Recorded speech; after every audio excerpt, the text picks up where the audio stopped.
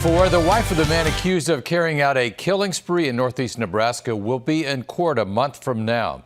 Carrie Jones set to be arraigned for murder, tampering with evidence, and being an accessory to a felony. This is video from her court appearance 2 weeks ago. Prosecutors charged her husband, Jason Jones, with murder and arson in connection to the deaths of 4 people in Laurel, Nebraska last August. The defense does not believe there's enough evidence to try Carrie for murder. However, prosecutors say she helped her husband by removing his burned clothing, tending to his wounds, and hiding the fact that he told her about the killings. Her arraignment has now been postponed to March 27th.